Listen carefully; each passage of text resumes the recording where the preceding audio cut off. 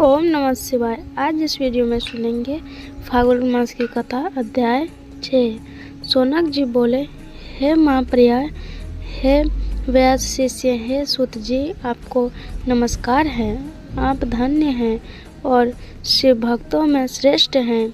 आपके महान गुण वर्णन करने योग्य हैं। अब आप कल्याणमय शिव पुराण के कथा श्रवण की विधि बतलाइए, जिनसे सभी श्रोतों को संपूर्ण उत्तम फल की प्राप्ति हो सके।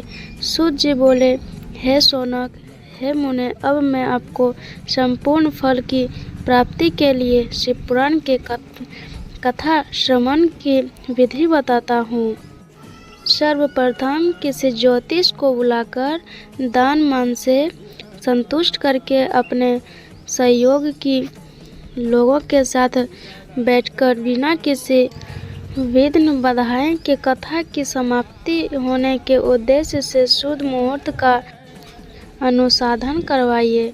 तत्यंत्र प्रत्येक पूर्वक देश देश में स्थान स्थान पर यह शुभ संदेश भेजें कि हमारे यहाँ शिव पुराण की कथा होने वाली है। अपने कल्याण की इच्छा रखने वाले लोगों को उसे सुनने के लिए अवश्य पधारना चाहिए। कुछ लोग भगवान श्री हरि को कथा से बहुत दूर पड़ गए हैं। इतने ही स्त्री शूद्र आदि भगवान शंकर के कथा कीर्तज्ञ से वंचित रहते हैं। उन सबको भी सूचना हो जाए, ऐसा प्रबंध कराना चाहिए। देश देश में जो भगवान शिव के भक्त हो तथा शिव का कथा कीर्तन और श्रवण के लिए उत्सुक हो, उन्हें सबको आदर्शपूर्वक बुलाना चाहिए। उन्हें कहलाना चाहिए कि यहाँ तत्पुरुषों को आनंद देने वाला समाज तथा अति अद्भुत उत्सव हो, जिसमें शिव पुराण का पारायण होगा। श्री शिव पुराणिक रसरी कथा का श्रवण करने हेतु आप लोग प्रेम पूर्वक शीघ्र पधारने की कृपा करें। यदि समय का अभाव हो तो प्रेम पूर्वक एक दिन के लिए भी आइए। आपको निश्चय ही आना ही चाहिए, क्योंकि इस कथा को क्षण भर के लिए बैठने का सौभाग्य भी दुर्लभ है। इस प्रकार विनय और प्रशंसा पूर्वक श्रोताओं को निमंत्रण देना चाहिए और आए हुए लोगों का सब प्रकार से आदर सत्कार करना चाहिए। शिव मंदिर में, तीर्थ वर्णात्मक में अथवा घर में शिव पुराण की कथा सुनने के लिए उत्तम स्थान का निर्माण करना चाहिए। कथा भूमि को लिपकर शोधन करना चाहिए तथा धातु आदि से उस स्थान को शोभित करना चाहिए। महोत्सव के साथ साथ वहाँ अद्भुत तथा सुंदर व्यवस्था कर लेनी चाहिए। कथा के लिए अनुपयोगी घर के साज सामान को हटाकर घर के किसी एकांत कोने में सुरक्षित रख देना चाहिए। केलों के खंभों से सुशोभित एक ऊंचा कथा मंडप तैयार करवाइए। उसे सब और फल पुष्प आदि से तथा सुंदर देवों से अलंकृत करें और चारों ओर ध्वजा पताका लगाकर तरह तरह के सामानों से सजाकर सुंदर सुशोभित बना दें। भगवान शिव के प्रति सब प्रकार से उत्तम भक्ति करना चाहिए, क्योंकि वही सब तरह से आनंद का विधान करवाने वाली है। परम आत्मा भगवान शंकर के लिए दिव्य आसन का निर्माण करना चाहिए तथा कथा वचन के लिए भी एक ऐसा दिव्य आसन बनाना चाहिए जो उनके लिए सुखद हो सके। हे मुने, नियम पूर्वक कथा सुनने वाले श्रोताओं को लिए भी अथा योग्य सुंदर स्थानों की व्यवस्था करानी चाहिए। अन्य लोगों के लिए भी सामान्य रूपी से स्थान बनाने चाहिए। हे शौनक जी, विवाह उत्सव में जैसे उल्लेख पूर्व मान स्थिति होती है, वैसे ही इस वैसे ही इस कम उत्तम में रखनी चाहिए। सब प्रकार की दूसरी लोक की चिंताओं को भूल जाना चाहिए। वार्ता उत्तर दिशा की ओर मुख करें तथा श्रोतागण पूर्व दिशा की ओर मुख करके पालथी मारकर बैठे। इस विषय में भी कोई विरोध नहीं है कि पूज्य के बीच पूर्ण दिशा रहे अथवा वार्तार्थ के सम्मुख श्रोताओं का मुख रहे, ऐसा कहा गया है।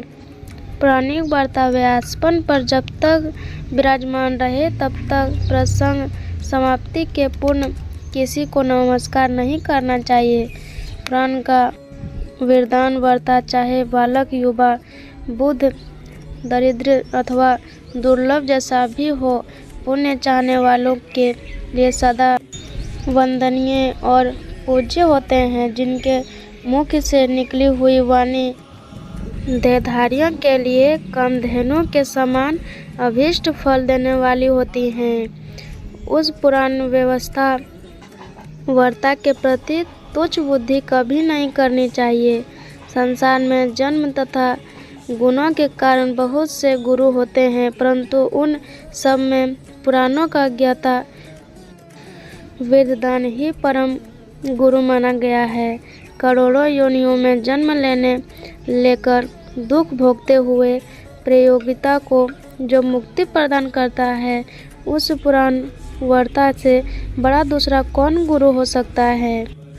पुराण वार्ता पवित्र, दक्ष, शांत, ईर्ष्या पर विजय पा लेने वाले साधु और दयालु होना चाहिए, ऐसा प्रवचन शुक्ल वरदान इस पुण्यमयी कथा को कहें। सूर्योदय से आरंभ करके 3:30 पहर तक उत्तम बुद्धि वाले वरदान पुरुषों को शिव पुराण की कथा समय श्री रीति बचानी चाहिए। जो धूर्त, दुराचारी तथा दूसरे से विवाद करने वाले और प्राचीन लोग के उन कुटिल लौरत्री वाले लोगों के सामने यह कथा नहीं करनी चाहिए। दुष्टों से भरे तथा डाकुओं से घिरे प्रवेश में और धूर्त व्यक्ति के परम में पवित्र कथा को नहीं कहना चाहिए। मध्याह्न काल में 2 घड़ी तक कथा बंद रखनी चाहिए, जिनसे कथा निवृत्त से अवकाश पाकर लोग सोच आदि से निवृत्त हो सके। कथा प्रारंभ के दिन से 1 दिन पहले व्रत ग्रहण करके लिए वार्तों को छोड़ करा लेना चाहिए। जिन दिनों कथा को हो रही हो, उन दिनों प्रत्येक पूर्वक प्रातःकाल का सारा निवृत्त कर्म संपेक्ष ही कर लेना चाहिए। वार्तों के पास उनकी सहायक के लिए एक दूसरा वैसा ही विद्वान स्थापित करना चाहिए, जो सब प्रकार के समस्याओं को निवृत्त करने में समर्थ और लोगों को समझाने में शुक्ल हो।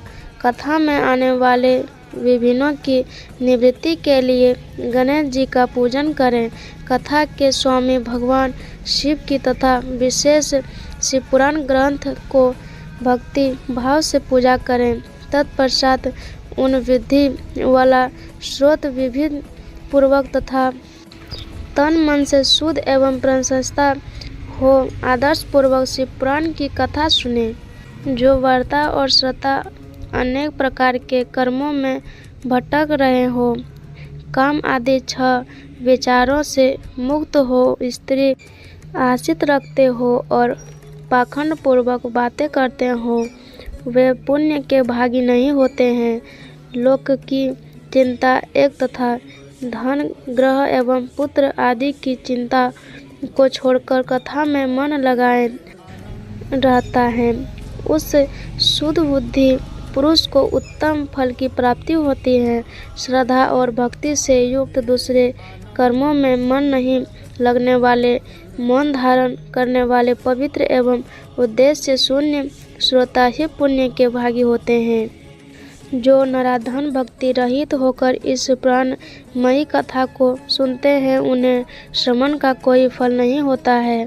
वे जन्म जन्मांतर में क्लेश भोगते हैं। हे यथाशक्ति उपचारों से इस पुराण की पूजा किए बिना जो मूढ़ जन्म इस कथा को सुनते हैं वे अपवित्र और दरिद्र होते हैं।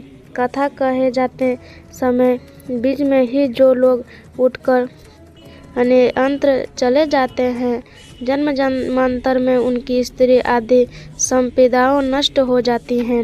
जो पुरुष सिर पर पगड़ी आदि धारण करते हैं, इस कथा का श्रवण करते हैं, उनके पापी और कुलकर्ण की पुत्री उत्पन्न होते हैं। जो पुरुष पान चबाते हुए इस कथा को सुनते हैं, उन्हें नरक में यमदूत उनकी ही विष्ठा खिलाती हैं। जो लोग ऊंचे आसन पर बैठकर इस कथा का श्रवण करते हैं, वे समस्त नरकों को भोगकर काय योनि में जन्म लेते हैं। जो लोग वीरासन आदि से बैठकर इस शुभ कथा को सुनते हैं, वे अनेकों नरकों को भोगकर वृषा का जन्म पाते हैं। कथा सुनने वाले पुराणिकों को अच्छी प्रणाम किए बिना जो लोग कथा सुनते हैं, वे सभी नरकों को भोगकर अर्जुन वृक्ष बनते हैं। रोग युक्त न होने पर भी जो लोग लेटकर यह कथा सुनते हैं, वे सभी नरकों को भोगकर अत्यंत में अजगर आदि योनि में जन्म लेते हैं। वर्ता के समान ऊंचाई वाले आसन पर बैठकर जो इस कथा का श्रवण करते हैं, उन नरकीय लोगों को गुरुशया पर शयन करने जैसा पाप लगता है। जो इस पवित्र कथा का वर्ता को निंदा करते हैं, वे जो जन्म तक दुख भोगकर कुत्ते का जन्म पाते हैं। कथा होते समय बीच में जो गंदी बातें बोलते हैं, वे जो घोर नरक भोगकर बाद में गधे का जन्म पाते हैं। जो कभी भी इस परम पवित्र कथा का श्रवण करते समय वे घोर नरक भोग के पश्चात जंगली सूअर का जन्म लेते हैं। जो दुष्ट कथा के बीच में विघ्न डालते हैं, वे करोड़ों वर्षों तक नरक यातनाओं को भोगकर गांव के सुअर का जन्म पाते हैं। इसका विचार करके शुद्ध और प्रेम पूर्वक चिंतन से बुद्धिमान स्रोत को वर्ता के प्रति भाव रखकर कथा श्रवण का प्रयत्न करना चाहिए।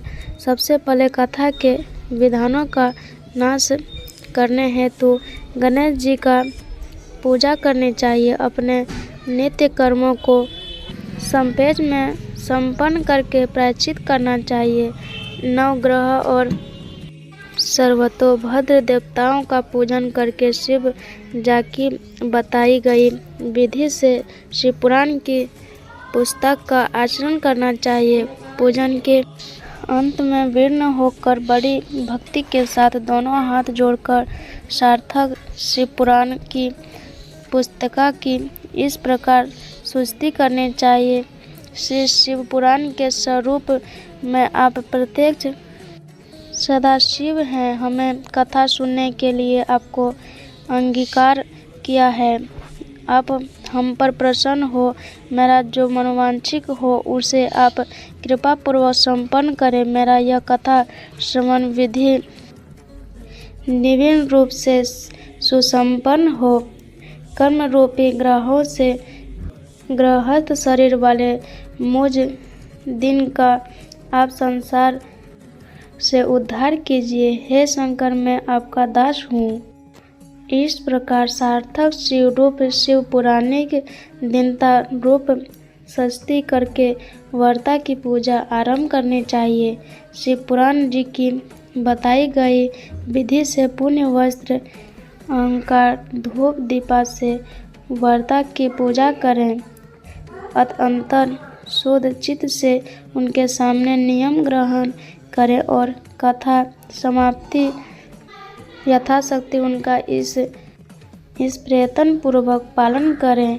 तत्पश्चात कथा वचन व्यास की प्रार्थना करें। हे व्यास जी समान ज्ञान श्रेष्ठ शिव शास्त्रों के मर्जज्ञ ब्रह्मा देवता, आप इस कथा के प्रकाश से मेरे अज्ञानताकारों को दूर करें।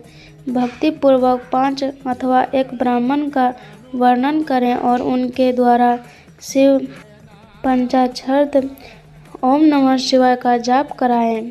हे मुने, इस प्रकार मैंने भक्त श्रोताओं को द्वारा भक्तिपूर्वक कथा श्रवण की उत्तम विधि आपको बता दी। आप और क्या सुनना चाहते हैं? आज की कथा यहीं पे विराम करते हैं। अगर वीडियो अच्छी लगी हो तो लाइक करें और चैनल को सब्सक्राइब कर लीजिएगा।